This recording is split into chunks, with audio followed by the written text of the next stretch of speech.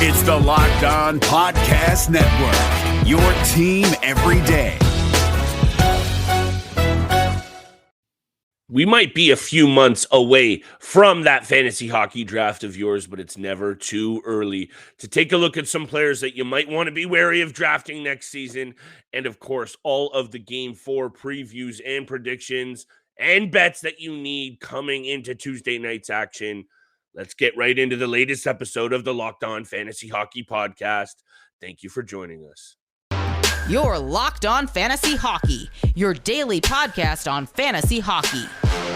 Part of the Locked On Podcast Network, your team every day.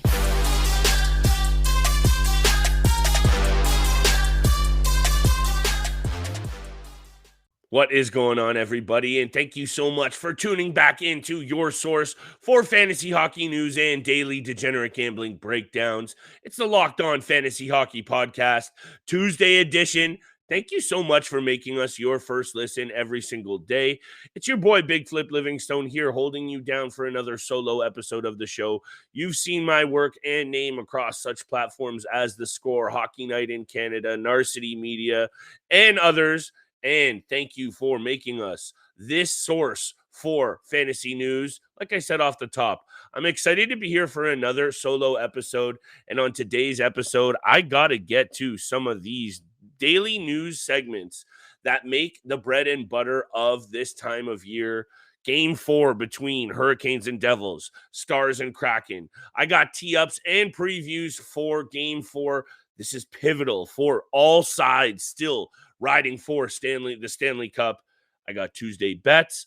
And off the top of the show, I want to talk about some players, fantasy-wise, that with poor performances so far this postseason, you're going to need to be wary of where you draft them or if you draft them at all going into next season. And I know we're not even done the second round, but it's never too early to look ahead and get serious about your fantasy squad. And the players that I'm going to talk about right off the jump, before I do get to bets, before I get to the Game 4 previews, no, I'm not going to talk about the Leafs because I'm keeping today's episode positive, people. And as much as you know I want to go down that rabbit hole, the Toronto Maple Leafs are a mess, and they are not performing, but we're not going to go there. We're not going to go there. You're here to listen to some good fantasy and hockey takes, not the sad ones. So there's just some of the, on yesterday's episode, I talked about a lot of players that have really impressed me over the course of the postseason. Evan Bouchard, Wyatt Johnson, Matt Nyes, others, guys that you might be able to really capitalize on going into next season's fantasy draft. And that's what all good fantasy GMs are looking to do, is get a leg up on your competition by being able to capitalize on some really good players that are about to go off. So I'm looking at it with the opposite angle today. Guys that you might want to be wary of going into next season because of what we've seen from them in the postseason. A lot of these guys are veterans, and so maybe it makes sense. And I'm going to get to my list right now. But other guys even that are just coming off good seasons and you've never really seen a full performance. Martin Necas, that's what I'm hinting at. Guys like that, you also have to be wary. Are they going to be able to repeat what they've done now for the first time in their career, stepping out as real bona fide fantasy pieces? Even Bo Horvat, who I'm going to talk about in a second, kind of fall into that category. Can he repeat what he's done this past season, especially after what we've seen? Both of them gone pretty quiet this postseason. That's what I'm going to get to right off the jump, because I have been at fault for not being prepared enough for fantasy drafts. So if you're already out of yours, you're still watching hockey, your team's already out of it, why not buckle down now, put your head in the lab, tune into the Fantasy Hockey Podcast on the Locked On Network, your team every single day, by the way, and get serious about your team right now. So to me, right now, Marc-Andre Fleury. If you're a Marc-Andre Fleury owner, which if you're a listener of this show, you know that I am, it's time to get away from this guy. And I think last season's performance, we knew that anyway. This isn't a bold take, but his performance in the postseason, and couple that with how good Philip Gustafsson is and his good performance, you know that now is obviously Philip Gustafsson's crease. And unfortunately, I kind of hung on to Flower over the past season. And, you know, he was still in the mix in the regular season, getting some fantasy points. this season, kind of showing his age a little bit. Let me see here. 285 goals against, 908 save percentage, 24, 16, and 4. Not too bad, but I think if you look closer, and, Steele would be here to back me up on this if you were watching Minnesota Wild hockey games more closely. He was just starting to struggle a little bit, and this is not time to knock on one of the greatest goalies of this generation, and that's just a fact. Say what you will about the good Cup teams he was a part of. He's a 3-time Cup winner, and he has a Vezina as well. So you got to throw some respect on this guy's name, but it's time to fade him in terms of fantasy value. And his playoff performance, kind of solidified that for me. And that's the theme of the players that I'm talking about guys that their playoff performance is ready to make me decrease their fantasy value. 811 save percentage for Flower this postseason. He only really got the run out in the one game, but still, he just, when he did get those looks this postseason, just so not good. 548 goals against. Yes, the Wild didn't do anything in front of him, and the Wild were disappointing. Kirill Kaprizov, Matt Boldy, we talked about the offensive struggles of the Minnesota Wild. Could that have helped them? Maybe. Marc-Andre Fleury, the performance I saw from him, and I don't need to get back into this because people, and I can already hear them in the chat, can already hear you guys on the comments, which we love. By the way, you feeling these solo episodes or not, I love the feedback. Please hit us on Spotify or Apple with that 5-star review. Got lots more content coming up over the next number of weeks heading into the stretch run of the playoffs. But we're looking at these players that with poor postseason performances, I'll get there, it's time to maybe consider where you draft them next season, or if you even draft them at all. With Marc-Andre Fleury, I would be very, very wary about the format you're drafting him in. Let's move on to another player that, hey, could the series gone a little bit differently if the New York Islanders got a little bit more offense out of Bo Horvat? I'm not here to hang the series loss of an entire team on one guy, but this is a team that we know went out and got their guy because the offense just wasn't there.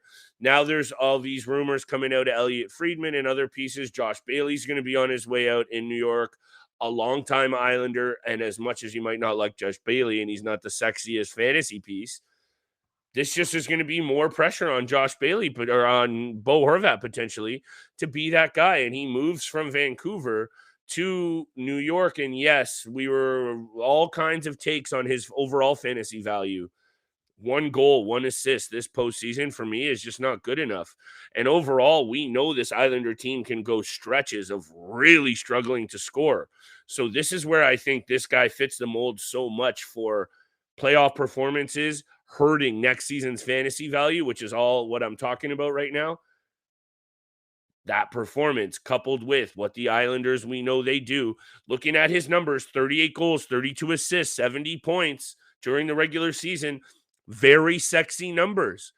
But you have to be careful with how much those numbers were obviously inflated by his time with Vancouver. And what does that mean now after struggling with this New York system in the postseason? Hey, be careful with where you take Bo Horvat. This is the main message and the takeaway for these players.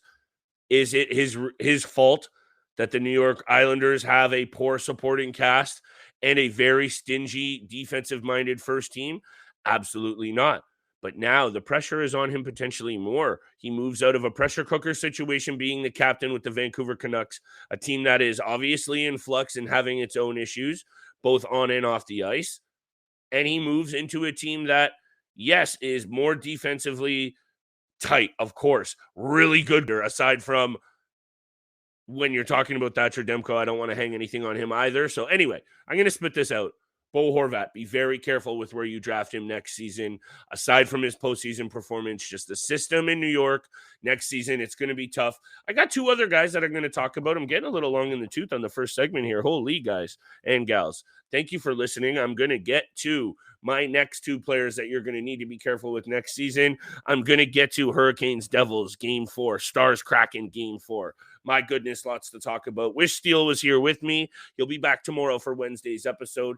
Thank you for tuning in and making us your first listen every single day. You know we're a part of that Locked On Network, and today's episode is brought to you by Indeed.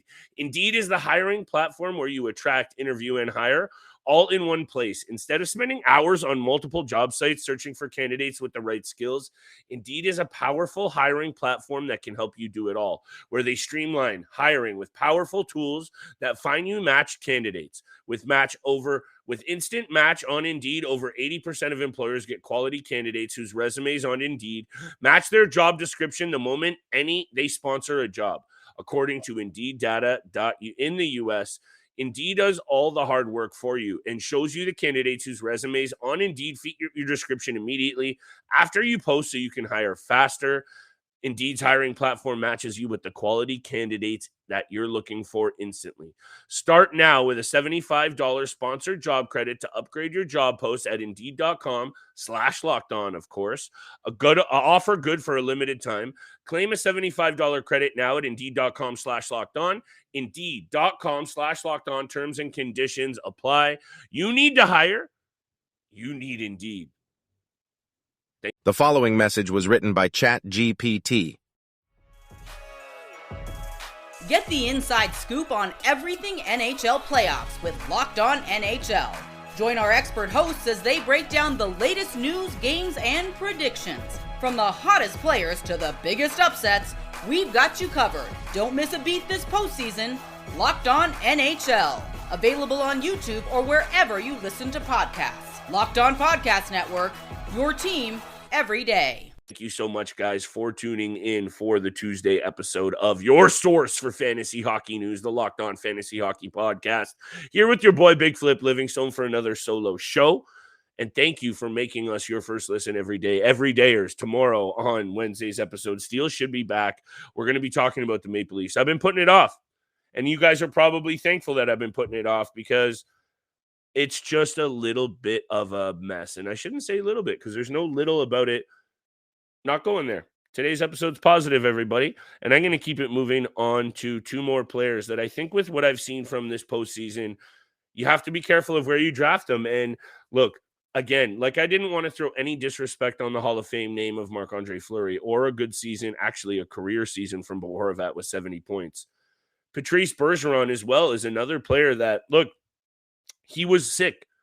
I'm not going to fault a guy for being sick in the postseason. No, definitely not. He still had a very effective season, both fantasy and, of course, on the ice for this Boston Bruins club. The captain, a guy who is a definite, also a Hall of Famer, in my opinion, Patrice Bergeron.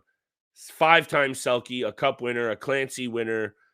This guy is just also one of those classy, like all around when you draw up a prototypical centerman that you want on your team, it's Patrice Bergeron. So after I give this guy his flowers, I also got to point out the fact that the toll of all of the success of the Boston Bruins, and again, it's like giving him his flowers in almost a negative way. This is a guy you have to be careful for. He's going to be turning 38 years old this summer. He is heading into a season now that the Boston Bruins, look, I have said it and been wrong multiple times about the Boston Bruins falling off, and I don't think they're going to fall off. But it's just now entering a tough stretch. This team needs to kind of change the guard a little bit, in my opinion, especially up front with these pieces. David Krejci's future is up in the air. So is Bergeron's. He just also wasn't good in his 3-game postseason, -6. He had so many, he had 240 shots this season. He only throws, like, how many shots did he have here in these 3 games? Shots on goal. Like he has 12 shots on goal. To me, he has to shoot the puck more. He has to play better. Maybe the sickness obviously affects him. End of the day, it's not a bold take. Be careful of where you're drafting Patrice Bergeron next season. A lot of question marks up front for the Boston Bruins. Tyler Bertuzzi needs to come back. He's going to start to eat more minutes. He was amazing in the postseason. So there might be a little bit of a changing of the guard here in Boston. He also came out and said that he's unsure about his future. So I'm not trying to throw a false narrative in the mix. Be careful of where you draft Patrice Bergeron. His postseason performance, along with Fleury and Horvat and the next guy I'm going to talk about, have hurt their fantasy value for next season. So keep an eye out for them. Carolina Hurricanes, which I'm going to talk about in a second, they still are up 2-1 in this series. They still, in my opinion, are the favorites in this series. But we talked at length over the last number of weeks, even months, about this team is built so nicely back to front, aside from their depth offensively up front. Can they have a good performance from the Kotkaniemis of the world? Those secondary performances, they've been dealing with injuries, obviously up front. Svechnikov, Max Pacioretty, and of course, more recently, the last names allude, Teravainen as well. There you go, spitting it out. I swear I need Steele, but by the way, miss you, Steele. Come back soon, pal. Martin Necas needs to be better for me. I just think after the season he had, this is another time. Well, you look at a guy with 71 points scored the season before when you're on your draft night and go, I'm going to take this guy, maybe even this 5th or 6th round. And I would just say, be careful. Yeah, he's a 12th overall draft pick. Yes, he just had his come out career at only 24. He's hitting his prime. So maybe I'm off with this one. This was the guy at the end of my list. But I just think from what I've seen from him in the postseason, after what his first big season in the NHL, let me just check what his previous career high was. 41 points. Again, young player, but just be careful of where you're drafting this guy next season, because 2 goals and 2 assists, a -5, 17 minutes a night is also kind of indicative for me. If a guy like Rod Brind'Amour, who obviously knows his hockey and knows a lot more what he's talking about than me, is only throwing this guy out there at 17 minutes a night when you do have those holes in your lineup because of injuries, is saying a lot to me about not only his confidence in this player, who, let me just look at his time on ice for the season, because maybe that might be a lot different. Almost 19 minutes a night. So he's obviously getting less time in the postseason to me. I like that time on ice as an indication of what a player is doing overall. I just be, again, very careful of where you're taking Martin Necas, because 71 points is a sexy number, just like Bo Horvat 70 is a sexy number, but capitalizing on the draft and taking guys where their value fits is obviously key. Let me just slide very quickly into, before I get to the bets, I'll start with Game 4 between the Hurricanes and Devils. The ability of a team to back, to respond in the postseason, is perhaps the best sign and indication of a team that is ready to win the Stanley Cup. The Toronto Maple Leafs, speaking of which, are showing their inability to do so. And maybe that 3-0 hole to Florida is more indicative of where this team is headed than ever, because you have to punch back. Oilers punch back. Kraken punch back. Hurricanes even did it in Game 2 and 3. Sorry, Game 2. You know what I'm getting at. They need to punch back. Let's see if that defense-first mentality, which for me is the key, and Frederik Andersen to have a better game, that 8-piece from the Devils, their confidence is growing. Be careful if you're a Carolina Hurricanes fan, be very careful of a team so young going on a heater. They bring in Luke Hughes, even more young energy. They obviously have his brother in Jack Hughes, how much I love that player. But there's some cool dynamics now about this team.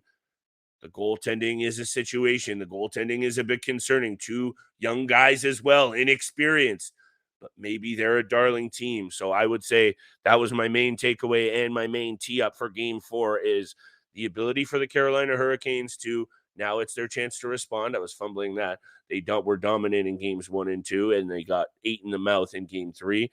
Can they respond? Can they show that true quality of a Stanley Cup ready team to bounce back?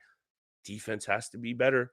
8 goals is so not what the Carolina Hurricanes do and how they succeed.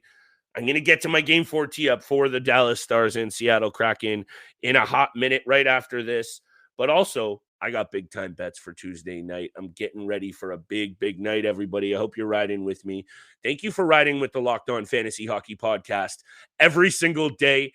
Monday through Friday, you can find us on Apple, Spotify, all across YouTube, and everywhere you find your hottest content.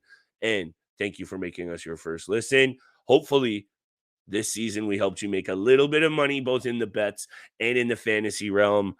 Speaking of which, I got 3 bets for Tuesday night. I'm really feeling both of these games. Man, this has been a good postseason, and I think we could talk all day about the changing of the guard. No Sidney Crosby, no Alexander Ovechkin in this postseason. These teams that are in the postseason now are making a name for themselves, and they deserve it. And I think that for NHL fans and for the game of hockey is just so good to see markets like Seattle, Carolina, Dallas. Yes, of course, Dallas, Carolina, New Jersey, they've been there.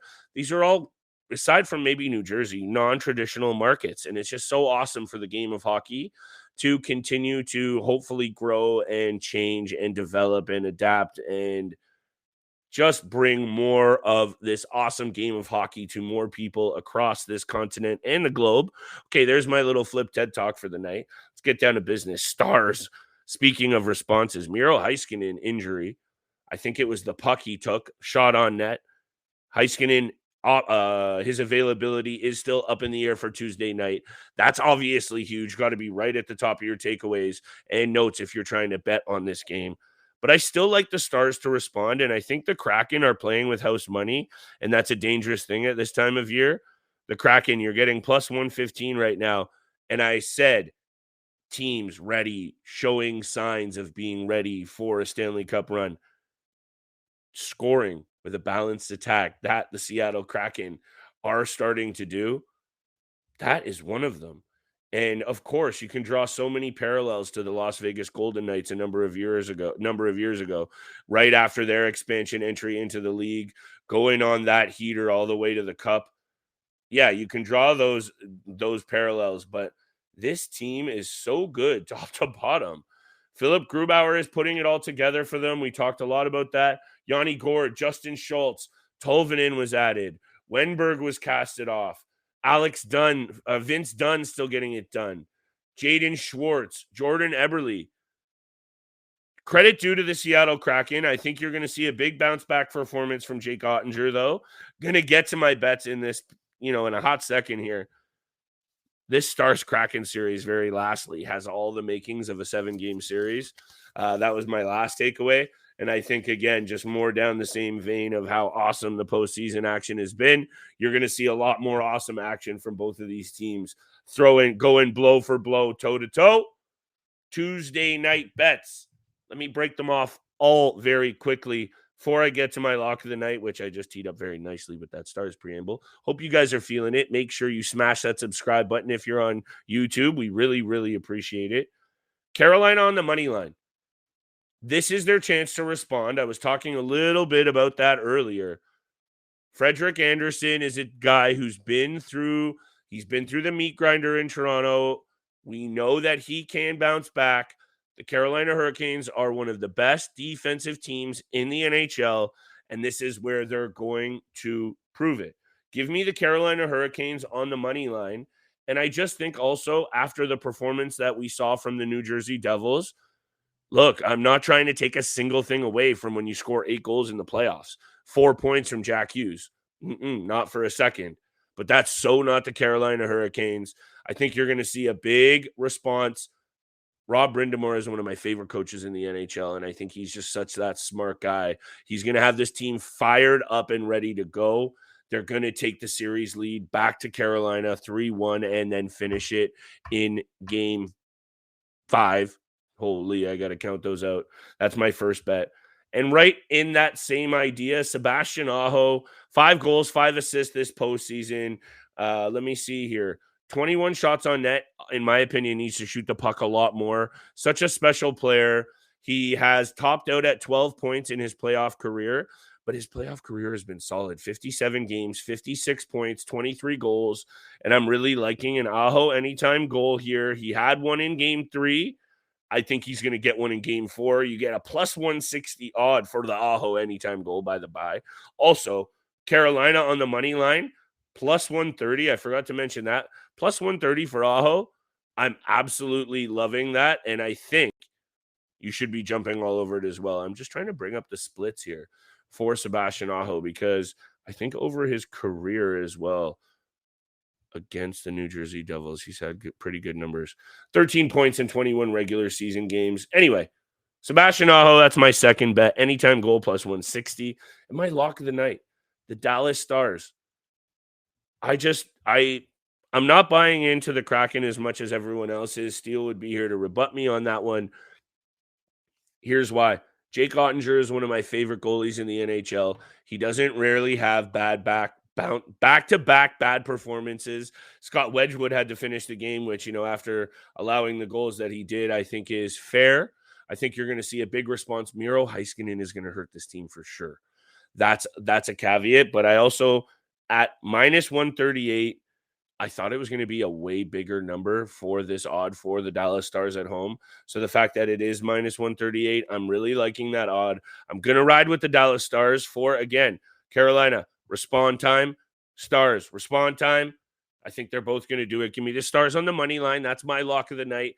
That was the Tuesday episode of the Locked On Fantasy Hockey Podcast. Thank you so much for tuning in Monday through Friday. Check us out across all platforms you find your favorite and hottest content. We will see you back here, same time, 7 a.m. Eastern in the morning tomorrow for Wednesday's episode. Good luck with all your bets out there, and we'll see you tomorrow. Buying tickets to see your favorite NHL team shouldn't be stressful. That's where Game Time comes in. Game Time is the place for last-minute ticket deals. Forget planning months in advance. Game Time has deals on tickets right up to the day of the event. Get images of your seat before you buy so you know exactly what to expect when you arrive. You can buy tickets in a matter of seconds, 2 taps, and you're set. Download the Game Time app, create an account, and use the code LOCKEDONNHL for $20 off your first purchase. Terms apply. Again, redeem code LOCKEDONNHL for $20 off. Download Game Time today. Last minute tickets, lowest price, guaranteed. Hey, Prime members, you can listen to this Locked On podcast ad-free on Amazon Music. Download the Amazon Music app today.